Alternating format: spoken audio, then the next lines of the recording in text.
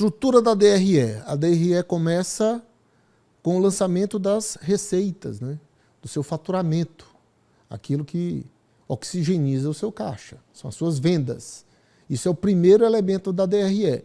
O problema é que muitos empreendedores, especialmente de primeira viagem, digamos assim, ficam às vezes deslumbrados com o faturamento e aí acabam tomando decisões equivocadas. Primeiro porque muitos empreendedores acham que o faturamento é com o faturamento que se paga as contas, né? É com o faturamento que você paga os custos fixos. E você vai entender que, na verdade, você paga custos fixos com a margem de contribuição. Você vai pagar seus funcionários, aluguel, energia, água, toda a sua operação, todos aqueles custos fixos relativos à sua operação, você paga com uma outra coisa que chama margem de contribuição. E você vai já entender isso. Porque quando você recebe no caixa todo aquele volume de dinheiro resultado das suas vendas, aquilo não pertence a você nem à empresa ainda. Parte daquilo pertence aos fornecedores de mercadoria. Se você tem uma loja, por exemplo, e vende roupas, o faturamento que você gerou vendendo roupas, parte desse faturamento você já deve ao teu fornecedor. Você tem um custo daquela mercadoria que você comprou para vender. Você tem que pagar o fornecedor.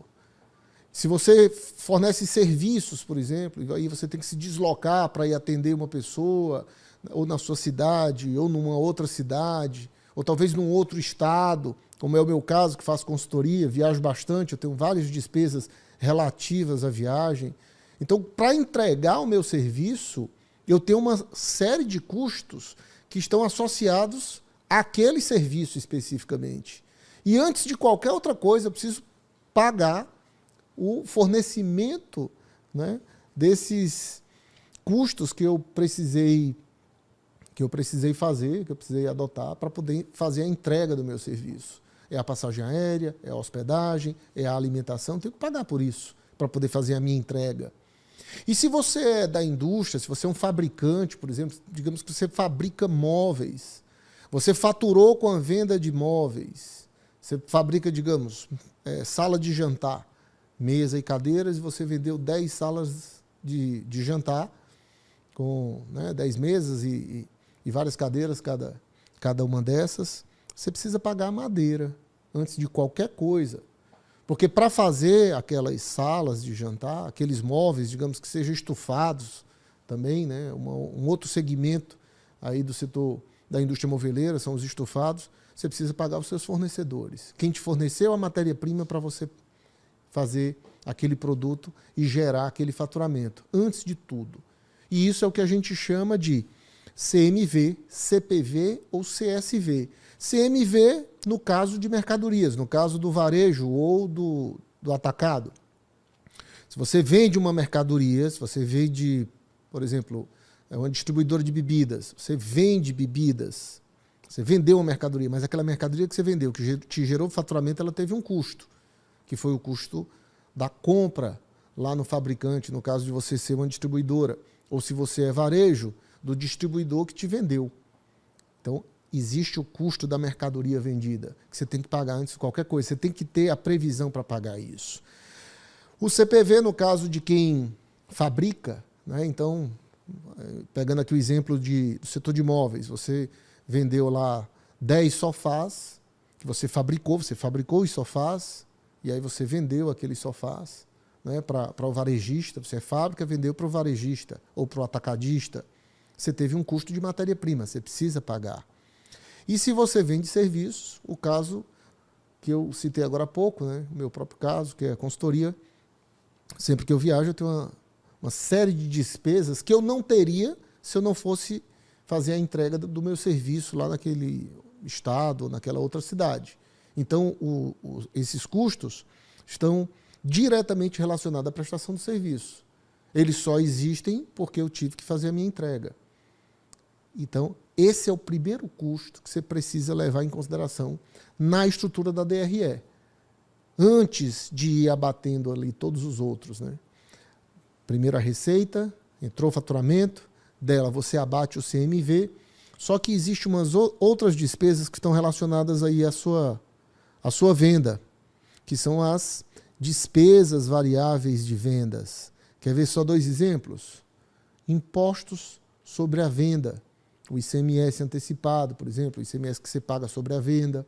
Isso aí é uma despesa variável da venda, que não existiria se você não tivesse feito aquela venda. Uma outra despesa de venda também clássica, a comissão. Se você tem vendedores, ou alguém que indica o seu serviço, ou que você comissiona porque indicou ali um cliente para fazer uma compra com você, e você comissiona, essa comissão ela está diretamente relacionada à sua venda. Ela não existiria se a venda não tivesse sido feita. Então ela varia de acordo com a venda. Por isso, antes de você pensar em pagar os seus custos fixos, você tem que ter essa reserva, né? Tem que ter essa estrutura, seguir esse caminho na sua ordem de pagamento. Você tem que extrair das suas receitas as despesas variáveis de vendas. Então, só revisando aqui, tirar o custo da matéria-prima, tirar as despesas variáveis de vendas, e aí sim, finalmente, você tem aquilo que a gente chama de margem de contribuição. É com ela que você vai pagar os seus custos fixos. Deu para entender agora porque é que eu disse que você não paga custos fixos com faturamento? Porque o seu faturamento ele foi gerado, para ele acontecer, ele foi gerado por despesas que estão atreladas diretamente à confecção ou à distribuição do seu produto. E esses custos são ou de matéria-prima, ou a mercadoria que você comprou, ou as despesas que você teve para fazer a entrega do seu serviço. E depois disso você tem que pagar as despesas de vendas. Isso que a gente chama de margem de contribuição é o que a tua venda deixou dentro do teu negócio para pagar todos os seus custos e gerar lucro. Deu para entender isso? É quanto a tua venda deixou dentro da empresa, quanto a tua venda, o teu faturamento gerou de contribuição, é quanto ela contribuiu para você pagar todos os seus custos e gerar lucro para a empresa. Quanto maior for a sua margem de contribuição, maiores são as suas margens de lucro e de rentabilidade. Então, com a margem de contribuição, a gente vai finalmente aqui para os custos operacionais. Água, energia, telefonia, IPTU, os impostos que são relacionados ao imóvel, né?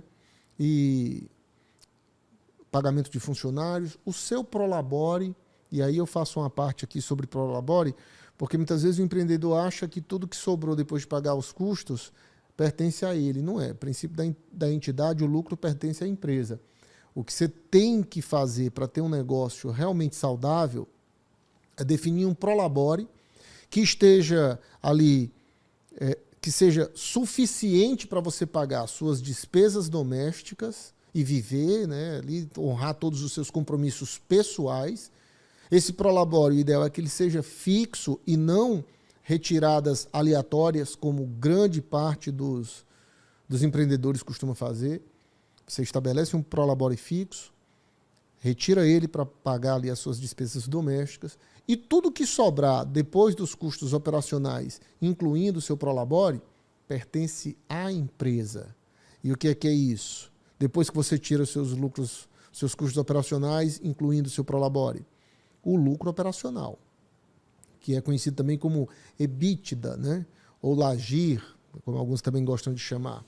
Mas o que é o lucro operacional? É o lucro da tua operação. É quanto a tua empresa gera de lucro, já tendo pago o teu Prolabore, tá? Como é que é o ideal aqui?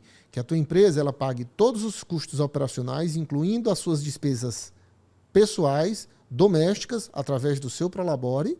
Né? Com esse Prolabore você paga tudo que é de despesa pessoal. E sobre aquilo que a gente chama finalmente de lucro e que pertence à empresa. Só que o que é que acontece? Muitos empreendedores iniciaram seus negócios endividando-se, tomando crédito, né? Ou então, depois que começou o negócio, precisou fazer uma tomada de crédito. E aí ele está pagando ali uma parcela de empréstimo. Ou então, ele pensando em mudar para um prédio próprio, para um ambiente próprio, comprou um terreno, ou comprou um prédio que ele ainda não está utilizando. Isso se chama investimento. Não faz parte do teu custo operacional, porque a empresa já estava funcionando, ela sobreviveria sem isso. Foi uma decisão, foi uma escolha sua fazer esse investimento. Então não é uma despesa operacional, ela não vai existir para sempre. O funcionamento do teu negócio não depende dessa despesa. Ela é uma despesa não operacional. Mas isso saiu do teu caixa.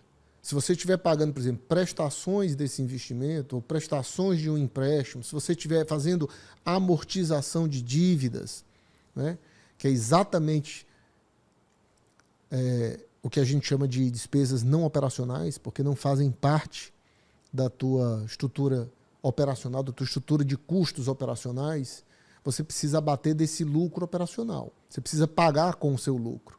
O teu lucro é que vai pagar dívidas, empréstimos, investimentos. É comum alguns empreendedores, às vezes, empresários que me procuram para consultoria, dizerem o seguinte: olha, a minha empresa não dá lucro. Mas como assim? Não dá lucro, eu não vejo dinheiro. E aí, quando eu vou montar a DRE, o que é que eu percebo?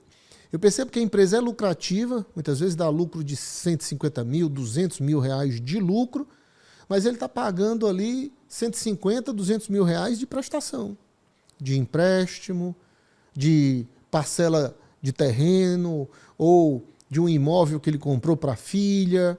Essas despesas não têm nada a ver com a operação do negócio. São despesas totalmente não operacionais. Investir é importante, né? Mas a decisão de investir ela precisa ser tomada na hora certa. Essa empresa não tinha condição de assumir prestações de empréstimos, investimentos, financiamentos naquele valor, porque era exatamente o lucro que a empresa tinha. Ele está tomando todo o lucro, usando todo o lucro operacional só para pagar dívidas não operacionais. Despesas não operacionais que incluem dívidas, o pagamento de dívidas, de empréstimos. E aí quando ele faz isso, quando o empreendedor está nessa situação, ele gera, depois, o lucro só pode ser avaliado depois desse pagamento. E aí sim, é o lucro líquido. O que é o lucro líquido?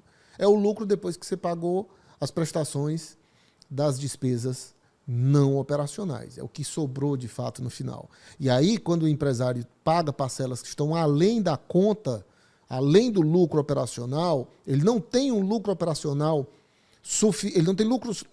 suficiente para pagar aqueles compromissos, aquelas obrigações que ele assumiu, a empresa, embora seja lucrativa, ela entra no vermelho.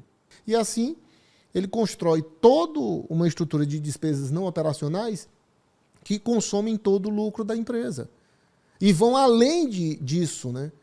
Porque aí ele faz despesas não operacionais maiores do que o lucro operacional, ele entra em prejuízo líquido.